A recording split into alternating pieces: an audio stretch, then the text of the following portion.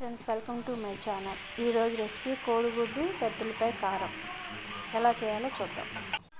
పొయ్యి ఆన్ చేసుకొని ఒక బాండి పెట్టుకొని, బాండి వేడెక్కినాక ఆయిల్ వేసుకొని, ఆయిల్ వేడెక్కనిచ్చి దానిలో తాలింపు దినుసులు వేసుకొని ఒకసారి కలపెట్టుకోవాలి. తాలింపు దినుసులు వేగినాక కరివేపాకు వేసి పెద్దలపాయలు నేను పొడుగ్గా కోసుకున్నాను. మీకు ఎలా కావాలంటే అలా అయినా కోసుకోవచ్చు. వేసుకొని ఒకసారి మళ్ళీ నూనెలో కలుపుకోవాలి. ఇందులో పసుపు, ఉప్పు వేసుకొని బాగా కలుపుకోవాలి.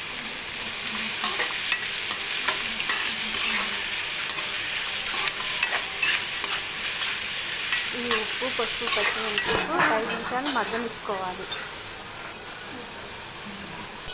మారనీయకుండా కలబెట్టుకుంటూ ఉండాలి.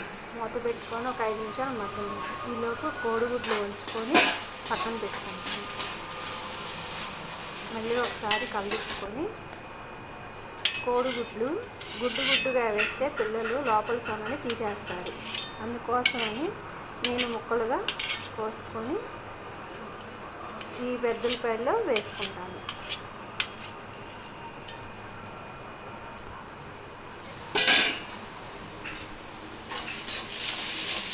ఉల్లిపాయలు ఒకసారి కలబెట్టుకున్నాక ఈ కోడిగుడ్లు ముక్కల్ని దానిలో వేసుకొని కలబెట్టుకోవాలి.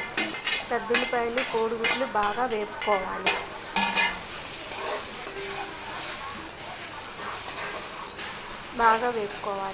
మారనీయకుండా మీడియంలో పెట్టుకొని వేసుకోవాలి. నేను కొత్తగా యూట్యూబ్ ఛానల్ ఓపెన్ చేశాను ఫ్రెండ్స్. మీకు కనుక ఈ రెసిపీ నచ్చినట్టయితే సబ్స్క్రైబ్ చేసుకొని లైక్ చేసి గంట సింబల్ నొక్కండి. పెద్దలపాయలు, కోడిగుడ్లు బాగా వేగిపోయింది. కొంచెం గరం మసాలా వేసి కలుపుకొని ధనియాల పొడి, గరం మసాలా, కారము,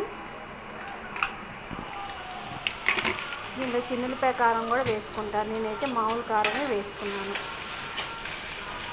బాగా మగ్గనిచ్చి ఇది అన్నంలోకి కానీ చపాతీలోకి చాలా బాగుంటుంది. బాగా హై ఫ్లేమ్లో పెట్టి బాగా లాస్ట్ మినిట్లో బాగా హై ఫ్లేమ్లో పెట్టుకొని ఇట్లా బాగా రోస్ట్గా వేపుకోవాలి.